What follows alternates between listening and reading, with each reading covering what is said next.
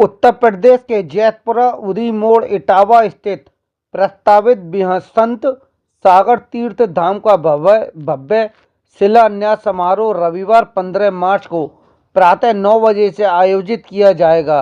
यह ऐतिहासिक आयोजन श्री बिहसंत सागर चैरिटेबल ट्रस्ट के तत्वाधान में संपन्न होगा। इस अवसर पर उत्तर प्रदेश के मुख्यमंत्री माननीय योगी आदित्यनाथ न केवल मुख्य अतिथि के रूप में उपस्थित रहेंगे, बल्कि वे स्वयं विधिवत भूमि शिलान्यास की क्रियाएं संपन्न कर इस पावन परियोजना का शुभारंभ करेंगे।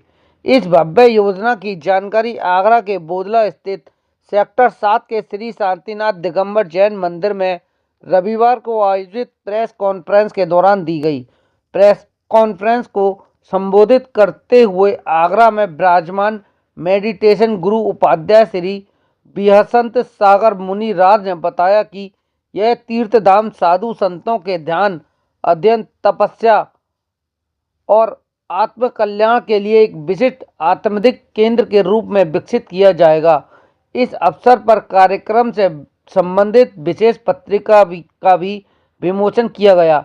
उन्होंने बताया कि यह आयोजन जैन समाज के इतिहास में अब तक का सबसे बड़ा महाशिलान्यास होगा, जिसे लेकर पूरे समाज में विशेष उत्साह है।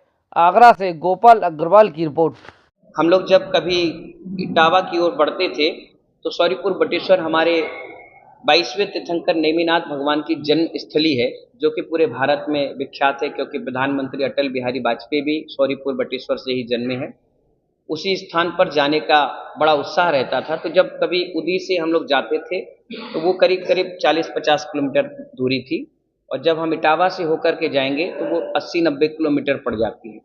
दिगंबर जैन संत जीवन पर्यंत पैदल चलते हैं। हम भी ये सोचते रहे थोड़ी थोड़ी दूरी बचिए। तो कई साधु जब वहाँ से विहार करते थे तो उनको बड़ी तकलीफ का सामना उठाना पड़ता था, क्योंकि एक 90 किलोमीटर, एक 40 किलोमीटर है। तो कई बार ऐसी स्थिति बनती थी, वहाँ रुकने की व्यवस्था नहीं हो पाती थी, आहार की व्यवस्था नहीं हो पाती थी। और अभी हमको 26 साल हो गए घर से बैराग लिए है, और इस 26 साल के करियर में हमने 185 संत भवन बना लिए। तो सभी समाज की इच्छा होती थी कि महाराज जी यहाँ पर कुछ ऐसा 150 गज जमीन मिल जाए जिसमें हम एक संत भवन बना लें, हमारे साधु निर्गंथ हैं, उनकी आहार की, विहार की, निहार की आदि की व्यवस्थाएं बन जाएं। तो उसी को ध्यान में रखते हुए अभी 4 बीघा ज़मीन श्री बिहसंत सागर चैरिटेबल ट्रस्ट के द्वारा परचेस कर ली गई है, ले ली गई है।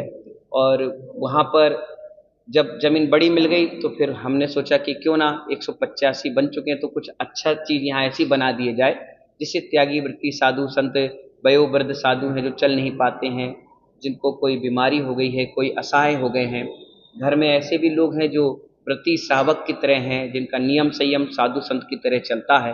अब वो घर में स्थितियां नहीं बन पा रही हैं, छोटा परिवार, सुखी परिवार लोग नारा देते हैं, जबकि सम्मिलित परिवार बहुत अच्छा परिवार होता था। तो उन सब के लिए एक रहने के लिए स्थान बन जाए, उसका नाम दिया है श्री बिहसंत सागर तीर्थ धाम।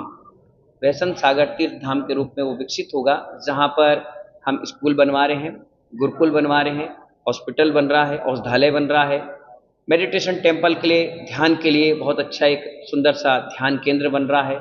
निर्जरा भवन, त्यागी तपस्वी कहीं एक्सपायर हुए, संलेखना लिए, समाधि करी तो उनके लिए चरण छतरी बनने के लिए एक स्थान रहेगा। वाटिका बना रहे, तीर्थंकर वाटिका, जिस तीर्थंकर ने जिस पेड़ के नीचे दीक्षा ली वो पेड़ वहाँ लगाया जाएगा। औषधियों के पेड़ हैं जिससे व्यक्ति वहाँ बैठ करके धर्म ध्यान करेगा।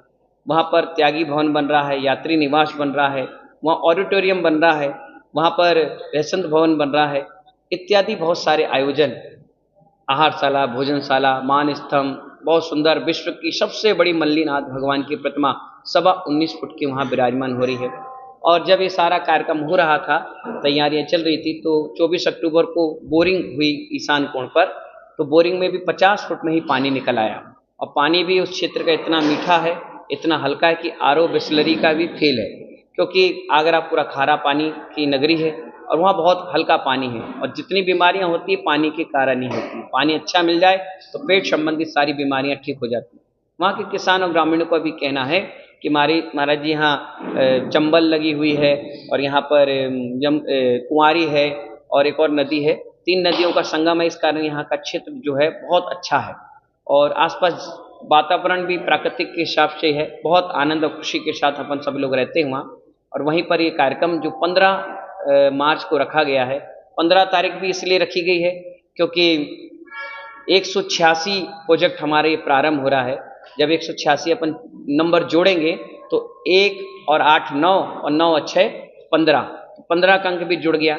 मल्लीनाथ भगवान किसी के अगर केतु खराब हैं तो मल्लीनाथ भगवान की आराधना जाप पूजा पाठ से केतु ग्रह भी शांत हो जाते हैं। और नेमिनाथ राहु के लिए हैं, तो नेमिनाथ सौरीपुर में है, केतु यहाँ हो जाएंगे, दोनों ग्रह शांति के लिए भी बहुत अच्छे हैं। साथ ही साथ हमारी जब दीक्षा सोनागिर में 2012 की हुई थी मुनि दीक्षा, तब मल्लीनाथ भगवान का ही मोक्ष कल्याण था। ये 19वें तीर्थंकर है, इसीलिए हमने मल्लीनाथ भगवान की सब